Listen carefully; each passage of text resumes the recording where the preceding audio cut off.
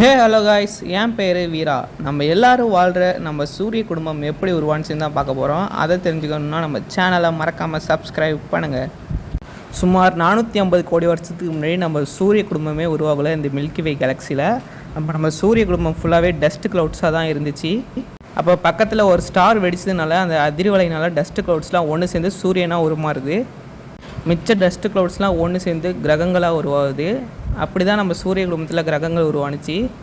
நம்ம சூரிய குடும்பத்திலே ஃபஸ்ட்டு உருவான பிளானட் ஜூபிட்டர் தான். அதுக்கப்புறம் தான் மிச்ச கிரகங்கள்லாம் உருவானுச்சு. அப்புறம் தான் நம்ம பூமியும் உருவானுச்சு.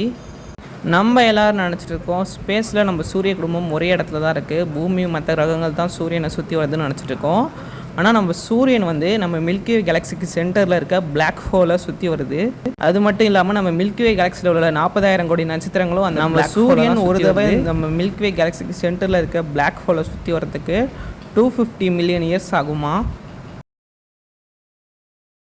நம்ம சூரிய குடும்பத்தில் நம்ம பூமியோடு சேர்த்து மொத்தம் 8 கிரகங்கள் இருக்குது. ப்ளூட்டோவோடு சேர்த்து நம்ம சூரிய குடும்பத்தில் மொத்தம் 5 டாஃப்ட் பிளானட்ஸ் இருக்குது. அதாவது 5 சின்ன கிரகங்கள் இருக்குது நம்ம சூரிய குடும்பத்தில். நம்ம சூரிய குடும்பத்திலே மிகப்பெரிய பிளானட் எதுன்னு தெரியுமா? அதுதான் ஜூபிட்டர். நம்ம சூரிய குடும்பத்தில் அதிக கிராவிட்டி கொண்ட பிளானட்டும் ஜூபிட்டர் தான். நம்ம சூரிய குடும்பத்திலே ஹாட்டஸ்ட் பிளானட் எதுன்னு தெரியுமா? அதுதான் வீனஸ். 2வது கிரகமும் அதுதான். நம்ம சோலார் சிஸ்டத்திலே மிகப்பெரிய மவுண்டெயின் கொண்ட பிளானட் எதுன்னு தெரியுமா? அதுதான் மார்ஸ். ஒலிம்பிக் மான்ஸுங்கிற ஒரு மவுண்டெயின் மார்ஸில் இருக்குது. அதுதான் நம்ம சூரிய குடும்பத்திலே மிகப்பெரிய மலையாகவும் இருக்குது. நம்ம சூரிய குடும்பத்திலே உயிரினங்கள் வாழக்கூடிய ஒரே பிளானட் நம்ம பூமி தான். நம்ம பூமி தான் ஹேபிட்டபிள் பிளானட்டாகவும் இருக்குது. அதாவது நம்ம பூமியில் மட்டும்தான் தண்ணீர் வடிவத்தில் இருக்கும். மிச்ச பிளானட்லாம் தண்ணீர் ஐஸ் வடிவத்திலையோ இல்லை வேப்பர் வடிவத்திலே இருக்கும். நம்ம சூரிய குடும்பத்தில் மொத்தம் 8 கிரகங்கள் இருக்குது. அதில் 4 கிரகம் டெரெஸ்ட்ரியல் பிளானட், அதாவது கற்கள் பாறைகள் கொண்ட பிளானட். மிச்ச 4 கிரகம் கேஸ் ஜெயின்ட் பிளானட், அதாவது புகை மண்டலத்தால் உருவான பிளானட்ஸ். நம்ம சூரிய குடும்பத்துக்கு ஹெட்டான சூரியனை ஆராய்ச்சி பண்ண நாசா பார்க்கர் சோலார் ப்ரோப்னு ஒரு சேட்டலைட்டில் லான்ச் பண்ணியிருக்காங்க. அந்த சேட்டலைட் இன்ன வரைக்கும் நம்ம சூரியனை ஆராய்ச்சி பண்ணிகிட்டு இருக்கு. அந்த சேட்டலைட்டை வச்சு நாசா பல டீட்டெயில்ஸை எடுத்திருக்காங்க நம்ம சூரியனை பற்றி. அது மட்டும் இல்லாமல் நம்ம சூரியன் தன்னைத்தானே சுற்றிக்கிட்டு நம்ம மில்கி வே கேலக்ஸிக்கு சென்டரில் இருக்க பிளாக் ஹோலையும் சுற்றி வருது நம்ம சூரியன் எத்தனை கோடி வருஷம் இருக்குன்னு உங்களுக்கு தெரியுமா? நம்ம சூரியன் உருவாகி 400 கோடி வருஷம் ஆகுது.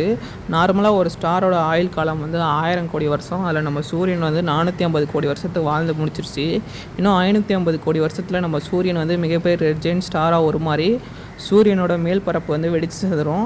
அப்போ நம்ம பூமி உட்பட முதல் 4 கிரகம் அழிஞ்சு போகும். மிச்சம் 4 கிரகம் தான் இருக்கும். அப்புறம் சூரியனோட கோர் மட்டும்தான் இருக்கும். அந்த கோரும் கூல்டவுன் ஆகி ஒயிட் டார்ஃப் ஸ்டாராக உருமாறும். ஒயிட் டார்ஃபாக நம்ம சூரியன் உருமாறின பிறகு பல ஆயிரம் கோடி வருஷம் கழித்து நம்ம சூரியனோட ஆற்றலை இழந்துடும். அதுக்கப்புறம் நம்ம சூரியன் பிளாக் டார்ஃப் நட்சத்திரமாக உருமாறும். அதுக்கப்புறம் சூரியன்கிட்ட வெளிச்சமே இருக்காது. நம்ம சூரியன் இருளாக இந்த யூனிவர்ஸில் முழுகிடும்.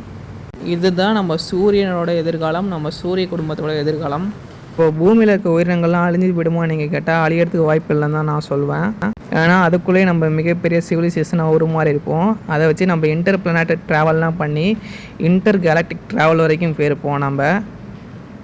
அப்போ நம்ம எர்த்து நம்ம மில்கி வே கேலக்ஸிலாம் தாண்டி போய் பல கிரகங்களில் நம்ம வாழ்ந்துட்டு இருப்போம் அந்த காலத்தில். இதுதான் நம்ம ஹியூமனோட ஃப்யூச்சராகவும் நம்ம சூரிய குடும்பத்தோட ஃப்யூச்சராகவும் இருக்குது.